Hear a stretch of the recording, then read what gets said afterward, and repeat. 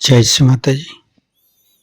परम पूज्य श्री माता जी सारे विश्व की सभी संतों की कल्याण के लिए कृपया आप पधारिए और हम सभी को परम चैतन्य प्रदान कीजिए। परम पूज्य श्री माता जी आज का ध्यान आप खुद करा लीजिए। परम पूज्य श्री माता जी आपके श्री चरण कमल पर कोटि कोटि नमन। कुंडलिनी उठा के बंधन लेंगे।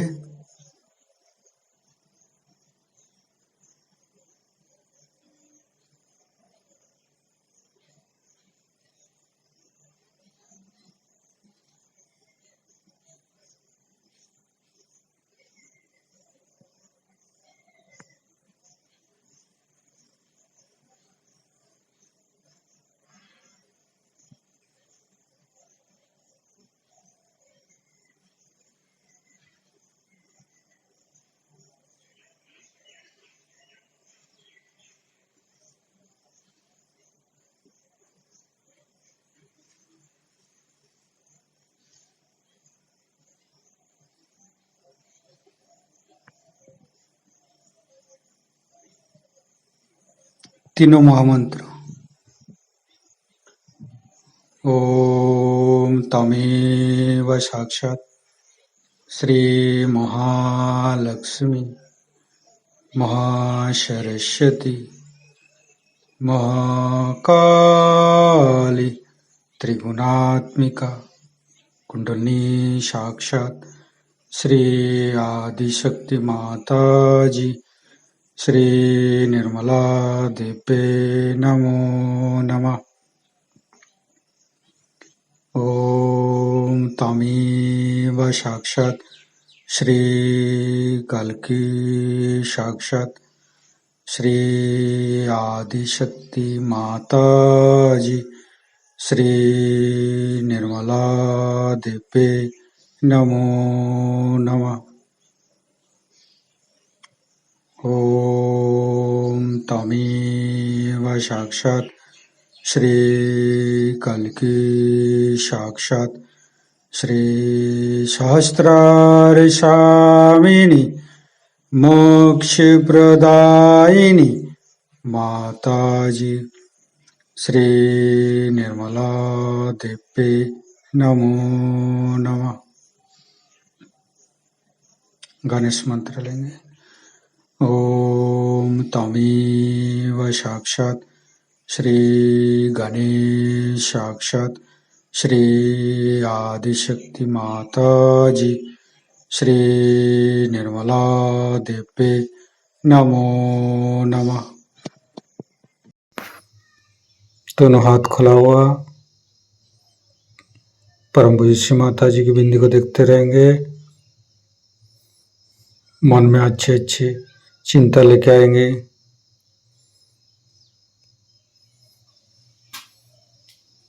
संपूर्ण चित्त हृदय पर रखेंगे। परम पूज्य श्री माता जी हमारे हृदय को स्वच्छ बनाइए। स्वच्छ हृदय कमलासन में आपके श्री चरण को स्थापित कीजिए माँ।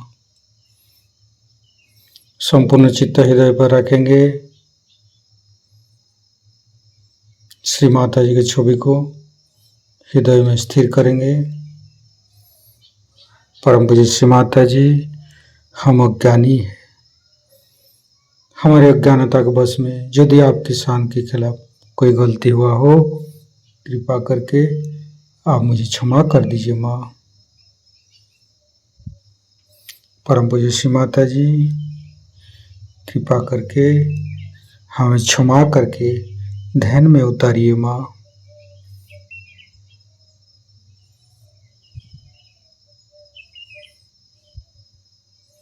संपूर्ण चित्त तीनों मूलाधार पर परम पूज्य श्री माता जी आप ही तो प्रभु गणेश है। आप ही तो हमें अबोधिता और पवित्रता प्रदान करते हैं माँ। कृपा करके हमारे मूलाधार चक्र पर आइए और गणेश के गुणों से हमें भर दीजिए माँ। तीनों नाड़ी को देखेंगे। परम पूज्य श्री माता जी, हम कभी अतीत में चला जाते हैं, कभी भविष्य में चला जाते हैं। कृपा करके हमें वर्तमान में स्थापित कीजिए माँ। संपूर्ण चित्त सुषुम्ना नाड़ी शरीर के मध्य भाग पर,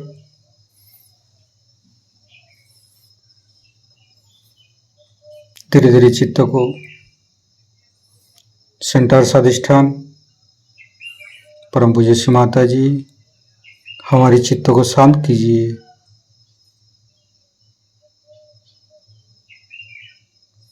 परम पूज्य श्री माता जी, हमें पूर्ण शांति प्रदान कीजिए। आप ही तो हमें शांति प्रदान करते हैं माँ। कृपा करके हमें पूर्ण शांति प्रदान कीजिए।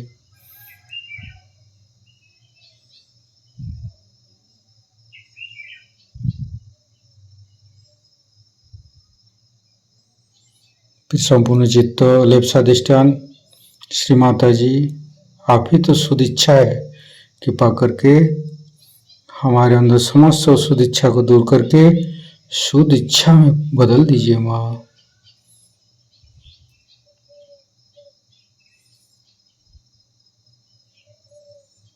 संपूर्ण चित्त राइट स्वाधिष्ठान। परम पूज्य श्री माता जी, आप ही तो चित्त शक्ति है। कृपा करके हमारी राइट स्वाधिष्ठान में चित्त शक्ति स्थापित कीजिए।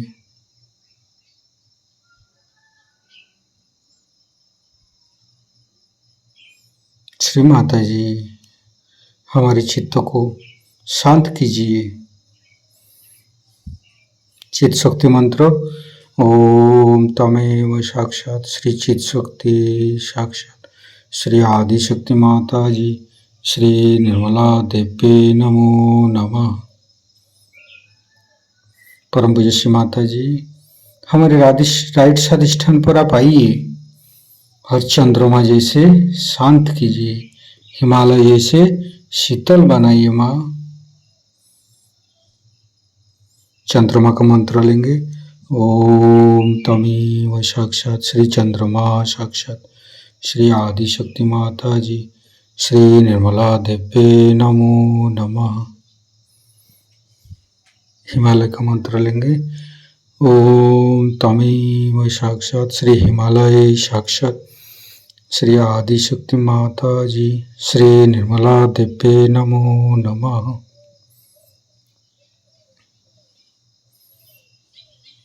धीरे धीरे चित्त को नाभि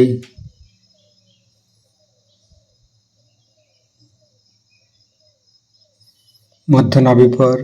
परम पूज्य श्री माता जी, आपकी परम कृपा में हम शांत है, संतुष्ट है, उदार भी है।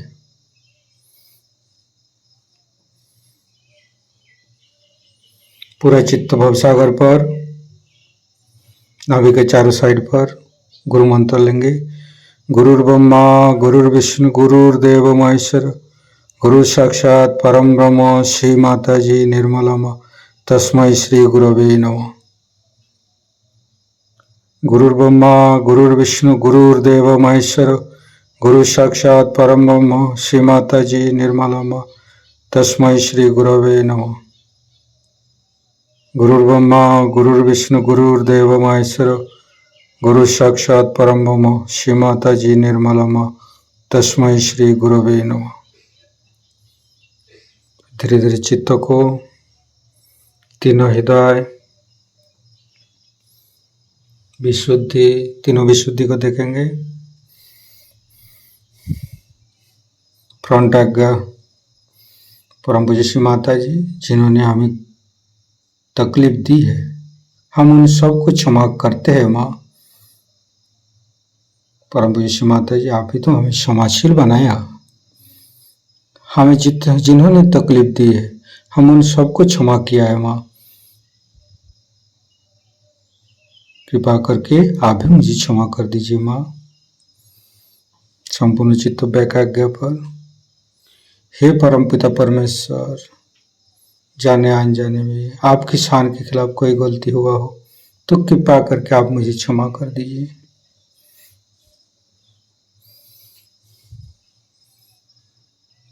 फिर धीरे धीरे सहस्त्रार। परम पूज्य श्री माता जी हमारे अंदर अहंकार प्रति अहंकार को दूर करके हमारी सहस्त्रार को खोल दीजिए। संपूर्ण चित्त सहस्त्रार पर, संपूर्ण निर्विचरित स्थिति, ध्यान की स्थिति, दोनों हथेली सहस्त्रार पर परम चैतन्य अनुभव करते हुए निर्विचरिता का मंत्र लेंगे। ओम तमेव साक्षात श्री निर्विचरिता साक्षात श्री आदि शक्ति माता जी श्री निर्मला देव्ये नमो नमः। संपूर्ण ध्यान का स्थिति श्री माता जी का मंत्र लेंगे। ओम तमेव साक्षात श्री कल्की साक्षात श्री सहस्त्रार स्वामिनी मोक्ष प्रदायिनी माता जी श्री निर्मला देव्ये नमो नमः। संपूर्ण चित्त सहस्त्रार पर परम पूज्य श्री माता जी हमें ऐसे कृपा कीजिए आपकी अमृत वाणी को हम सहस्त्रार से सुन सकूं।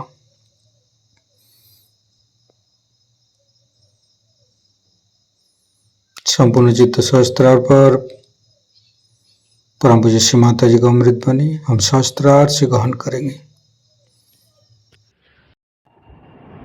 Yesterday I spoke in English language, but everybody has requested that I should speak in Hindi today. I hope English knowing people won't mind my using the national language for this purpose. But there is a very nice book written by a Swiss gentleman about Sahaja Yoga. I don't know if the book is out of stock, but that is in English and it's really a very beautiful book. If you want to have a book, you can place your order with these people here and they may be able to send you the book later on. Thank you.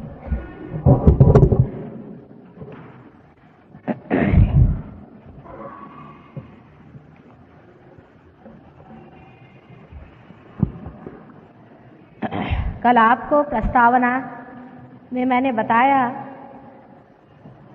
कि जो आप हैं वो किस लिए संसार में आए हैं, परमात्मा ने आपको इतनी मेहनत से क्यों इंसान बनाया और इस इंसान का क्या उपयोग है।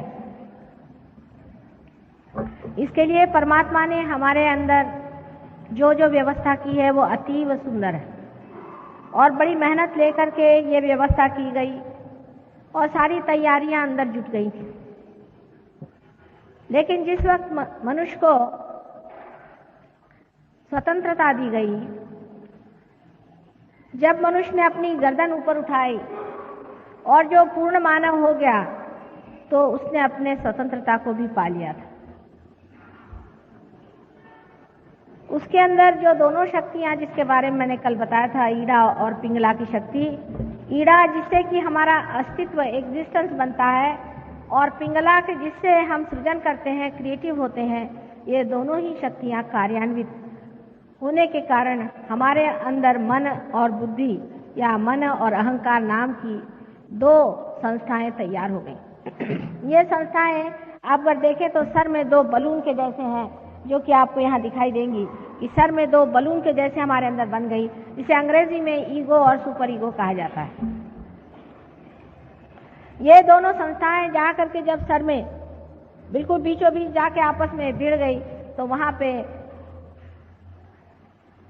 घनीभूत होने के कारण वहां की जो तालू की हड्डी है, जिसे कि फॉन्टेनेल बोन कहते हैं, वो कैल्शियम से पूरी तरह से जुट गई, माने कैल्सीफाइड हो गई। माने जो वो नरम हड्डी थी वो एकदम सख्त हो गई। ये होने के कारण ही आप मिस्टर ये हैं, आप मिसेस वो हैं, आप मिस वो हैं। इसी कारण आप सब में जो अहम पना है कि मैं ये हूँ, मैं वो हूँ, मैं ये हूँ, ये सब इसी वजह से आ गया, क्योंकि आप सब उस सर्वव्यापी शक्ति से अलग हो गए।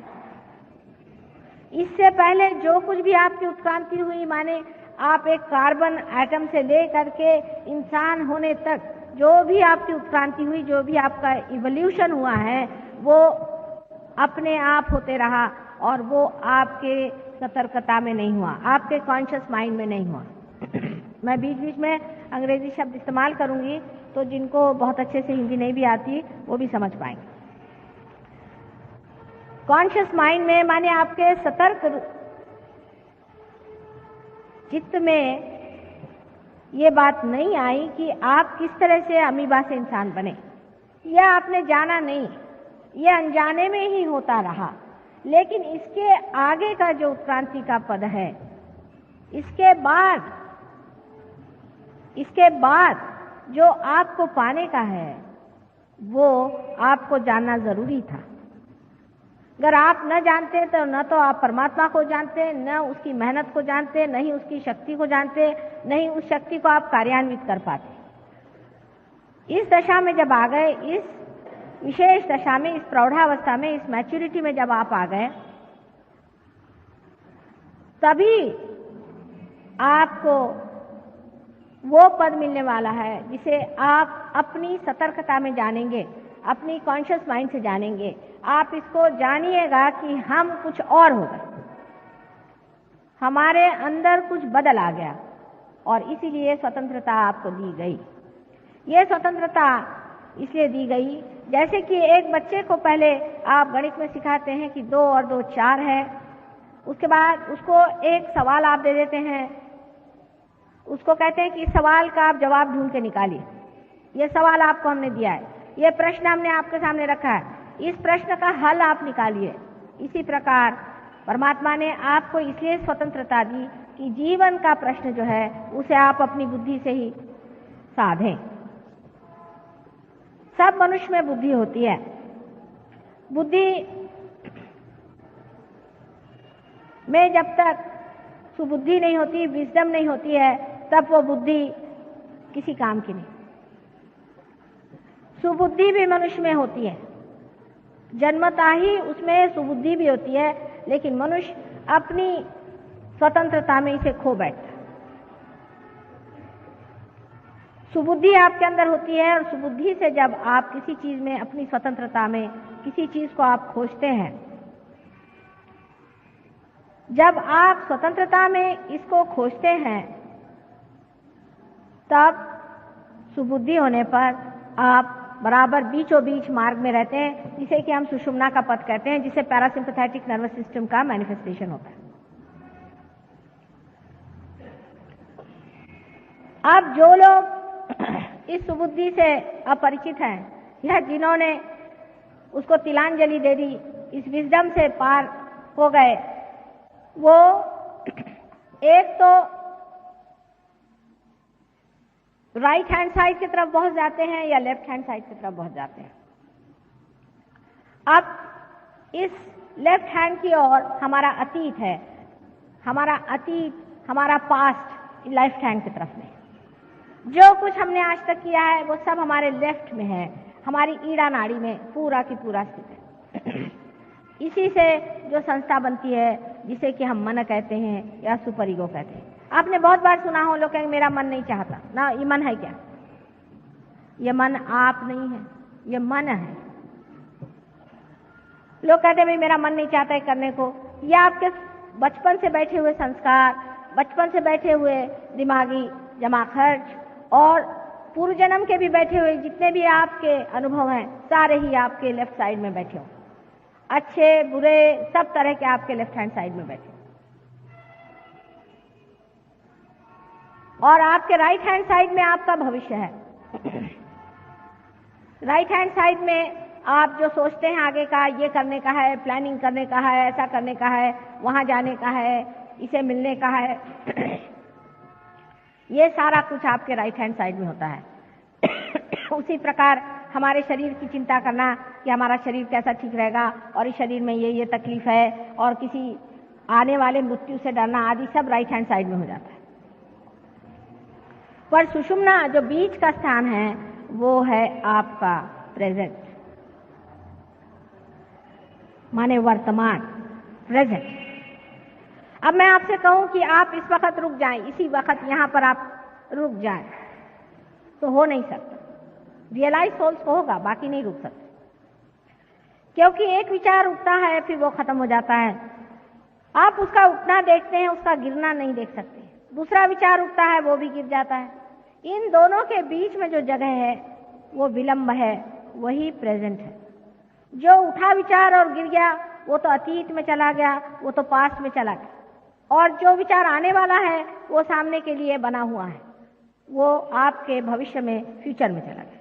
लेकिन जो इसके बीच में थोड़ी सी जगह होती है जिसे विलंब कहते हैं, वो जगह वहीं प्रेजेंट है। और वो हर इंसान में इतनी छोटी सी होती है कि इंसान ज्यादातर एक विचार के खोपड़ी पे आया नहीं कि दूसरे पे कूदा, तीसरे पे कूदा, चौथे पे कूदा, बस हर समय कूदता ही रहता है। इसलिए वो अंदर उतर नहीं पाता है।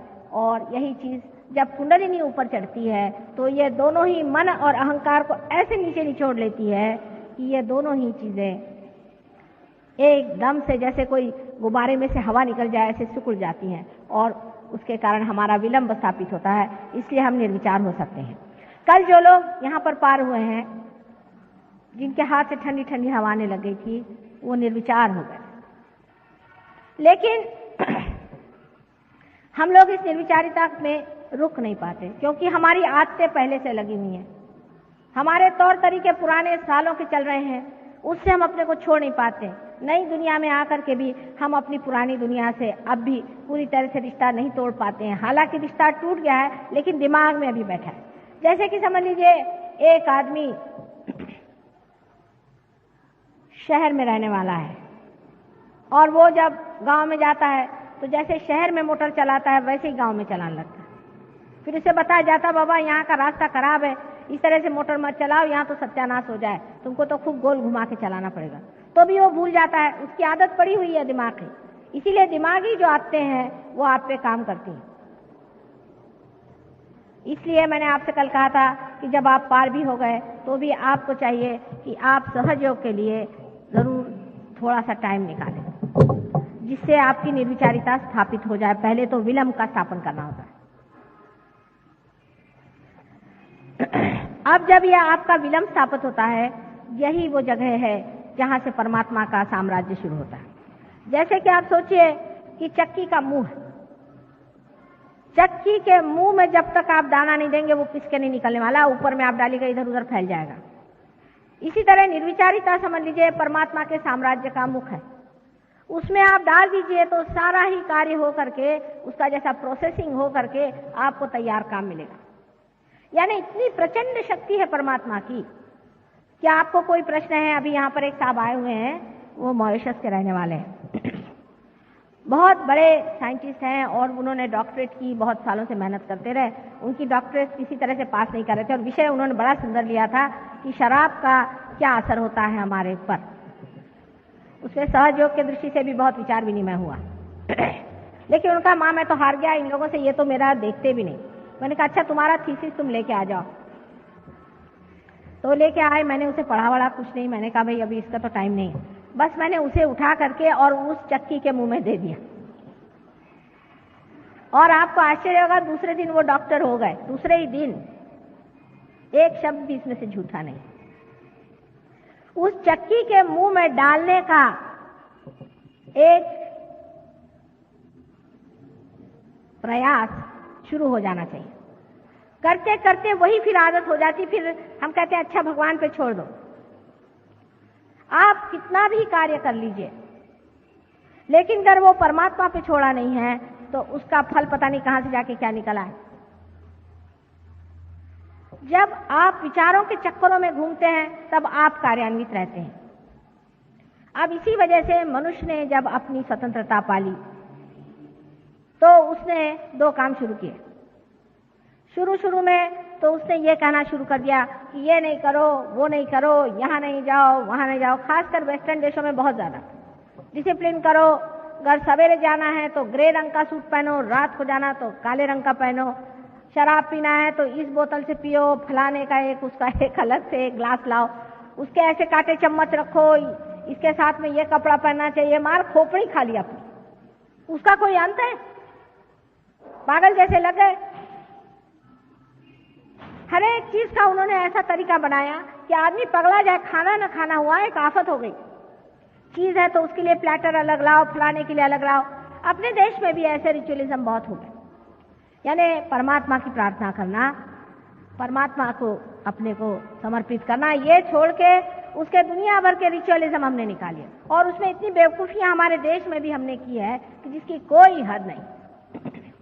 उसका उदाहरण एक बताऊं कि जैसे कि संकष्टी होती है अपने यहाँ, जिस दिन श्री गणेश जी का जन्म हुआ है, उस दिन उपवास करना। अब ये बताइए, आपके घर अगर बच्चा होगा तो उस दिन क्या आप उपवास करेंगे, सुतक रखेंगे? एक सीधा हिसाब बताइए। एक रीजनिंग लगाना चाहिए ना, आदमी को सोचना चाहिए क्या हम इस तरह से करेंगे? हमारे घर अगर बच्चा हुआ तो भाई हम शोर करेंगे, उस दिन ढोल बजाएंगे, लोगों को पेड़े खिलाएंगे, खूब मौज करेंगे, मेजबानी करेंगे। और श्री गणेश जब पैदा हुए तो उस दिन जा करके आप उपवास करें। ये इस तरह की अजीब अजीब चीजें। फिर ये कि मंदिरों में जाना, फिर मंदिर में ब्राह्मण बैठे हुए हैं, बड़े 420 है पक्के, मालूम है इनका कोई चरित्र नहीं, कुछ नहीं, जाके उनके सामने उनके पैर छूना। आपके पैर के धूल के बराबर भी नहीं है, पर वहां बैठे हैं मंदिर में तो उनके पैर छूना।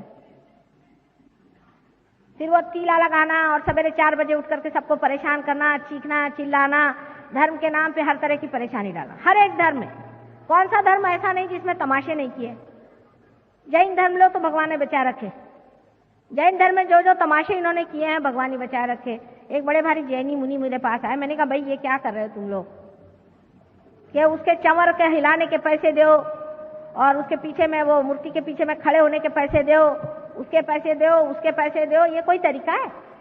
जैसे वो शादी होती है, बारात में दूल्हा आता है तो उसके घोड़े के पैसे दो, उसके गाड़ी के पैसे दो, ऐसे भगवान के सब चीज के आप पैसे देते बैठे हुए हो। इस तरह की अजीब सजीब चीजें हमारे धर्म के नाम में बन गई। क्रिश्चियन धर्म में तो और भी सत्यानाश, कुछ पूछे ही नहीं। पहले आपको मालूम होगा कि पोप साहब ने वो निकाले थे परवाने, ये लो वो लो और परवाने करो। अभी भी वही चला, हर एक चीज में पैसा। जहां जाइए वहां पैसा लेना और इस तरह की चीजें करना। फिर आप जानते हैं नन्स बनाना, फिर उनके बाल कटवाना, फिर उनको हर तरह से उनके शरीर को तकलीफ देना। ये किसने बताया? अपने यहाँ भी बहुत है। कोई वो हो गए सन्यासिनी हो गए, कोई सन्यासी हो गए तो एक पैर से खड़े हुए हैं, कोई सर के बल खड़े हुए हैं। ये कोई परमात्मा को खुश करने का तरीका है? आप ही बताइए। अगर आपका बेटा आपके सामने ऐसा करे तो आप तो मर जाइएगा परेशानी से कि क्या पगला गए कि हुआ इनको, ये ऐसा क्यों कर रहे हैं? किसने बताया आपको कि आप अपने को इतनी तकलीफ दीजिए, इतने परेशानी में डालिए? रात दिन यहाँ मुसलमानों में पकड़ के कोड़े मारो, चिल्लाओ, चिको, ये किसने बताया? इस तरह के तमाशे रिलीजन के नाम में न जाने कितने अंट शंट बातें हो गई जिसकी कोई हद नहीं। तो उसका रिएक्शन हो गया। जब बेवकूफी हद तक पहुंच गई तो उसका रिएक्शन हो गया। साइकोलॉजिस्ट आए, वो अपने बड़े अक्लमंद समझते हैं, हमारे मराठी में कहते हैं उल्टावर से शहाणे। उन्होंने समझाना शुरू कर दिया कि साहब ये तो ठीक नहीं है, आप कंडीशनिंग कर रहे हो, कंडीशनिंग कर रहे हो, अपना सब व्यक्तित्व ही खत्म करे दे रहे हो, ये नहीं करो वो नहीं करो, तुम्हारा लिबरेशन कैसा होगा? तुम सब इनहिबिटेड हो, तुम्हारे अंदर ये हालत खराब है, वो हालत खराब। चलो साहब, अब ये सवारी कर चुके, अब दूसरी सवारी शुरू हुई। अब दूसरी सवारी पे लग गए। एक तरफ से तो इन्होंने ऐसा विकृत मन तैयार कर लिया, धर्म के नाम पे, डिसिप्लिन के नाम पे, दुनिया भर की चीजें कर करके, और लोगों में इतनी विकृति आ गई, इतनी विकृति आ गई, बिल्कुल जिसको कहते हैं अनैसर्गिक, कृत्रिम, बिल्कुल आर्टिफिशियल चीजें आ गई।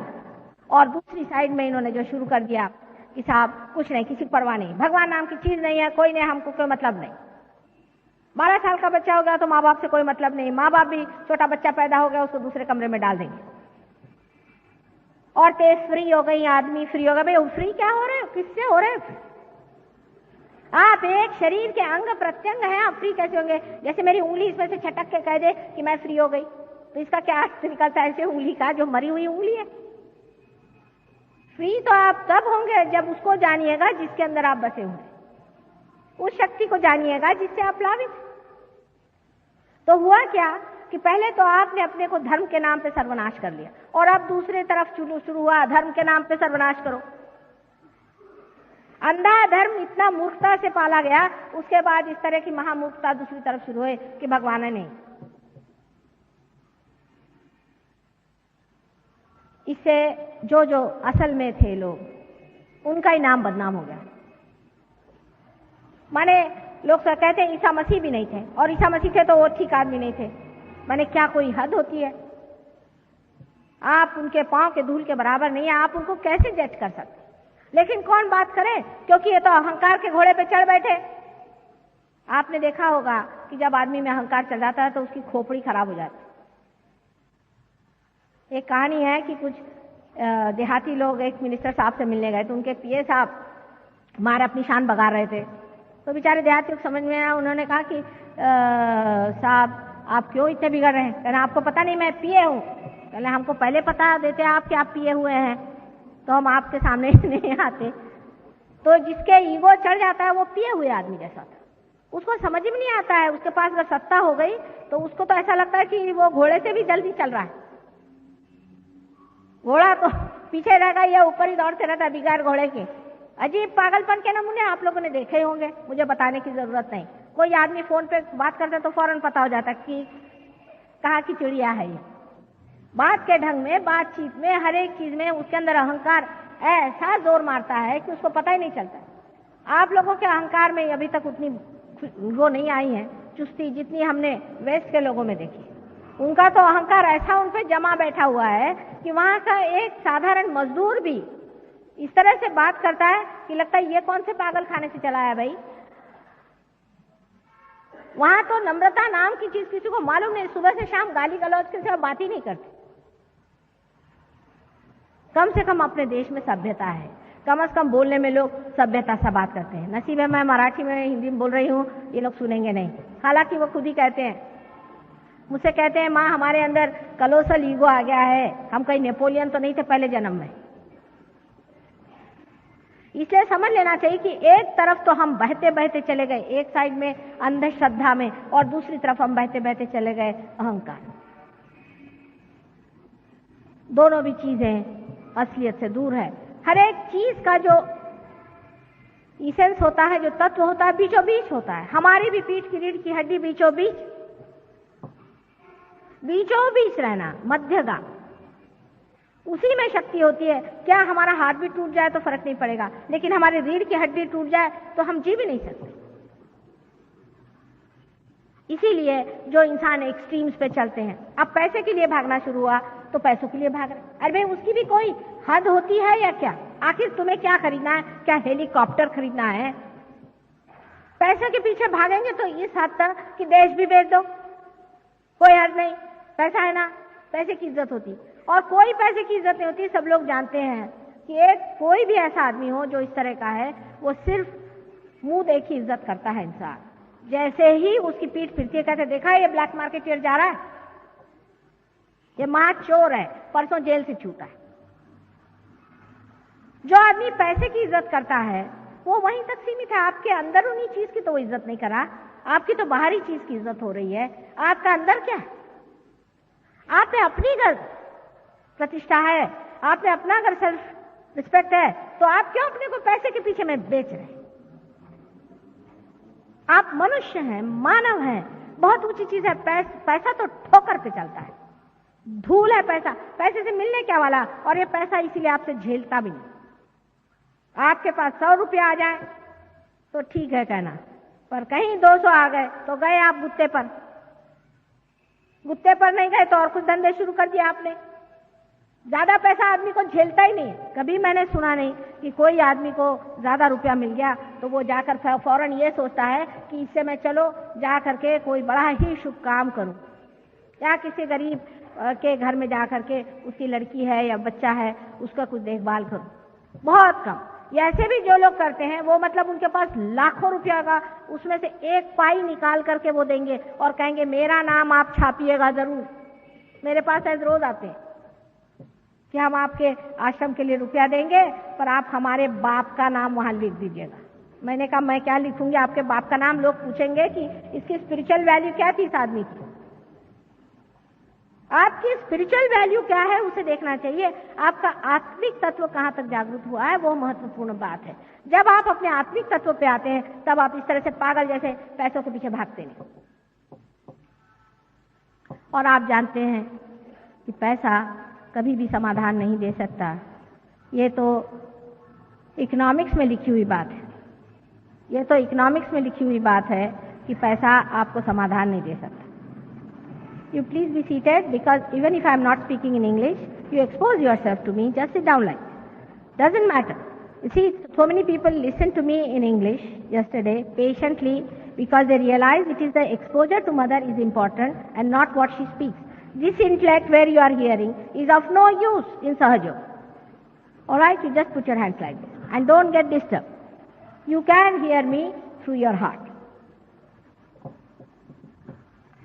तो आपकी जो असलियत है उसकी इज्जत करिए। जो आपके अंदर बसी हुई परमात्मा की देन है उसकी आप इज्जत करिए और तब आप किसी एक्सट्रीम पे नहीं जाते। सत्ता के पीछे में आजकल आप देख रहे हैं अपने देश में कि लोगों में जरा भी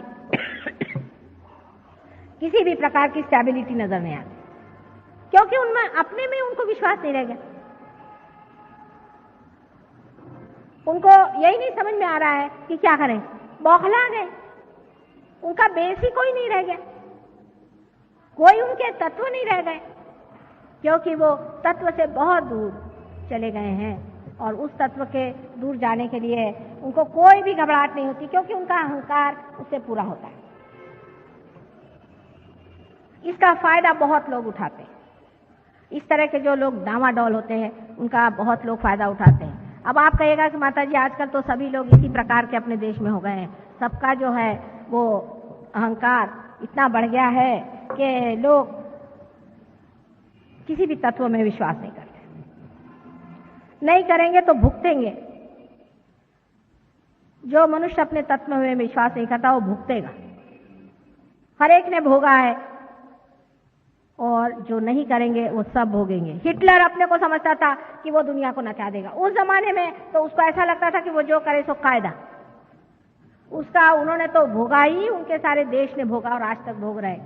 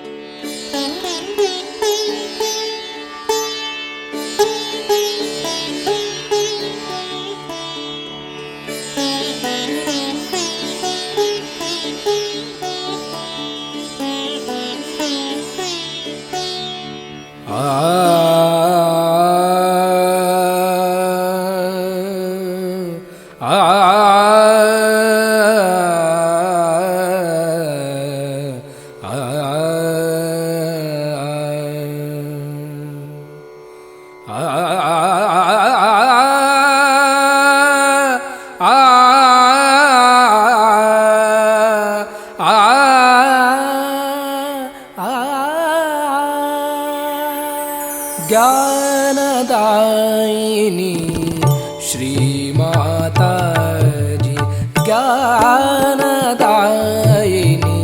श्रीमाताजी, ज्ञानदायिनी श्रीमाताजी।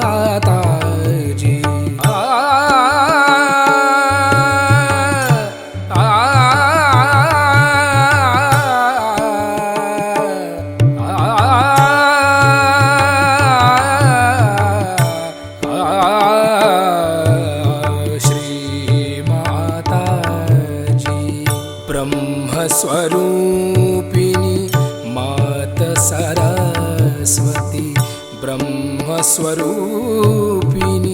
मात सरस्वती, ब्रह्मस्वरूपिणी मात सरस्वती, ज्ञानदायिनी श्रीमाताजी। पम गम पद पम गम पम गरे सा निरे ग गरे गम म गम पम गरे सा निरे गरे गम पम गम पद पम गम पम गरे गरे सा।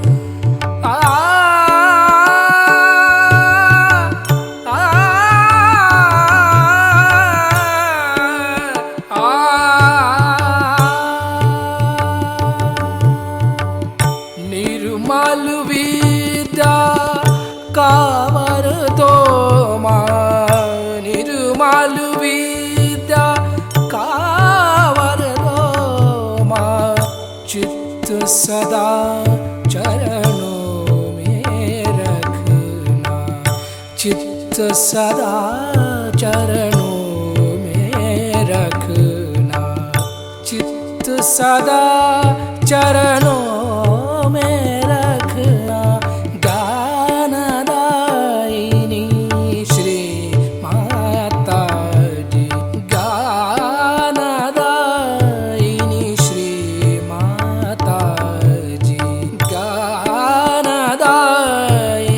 ज्ञानदायिनी ज्ञानदायिनी श्री माता जी। ओ त्वमेव साक्षात् श्री ब्रह्मदेव सरस्वती साक्षात् श्री आदिशक्ति माता जी, श्री निर्मला देवे नमो नमः।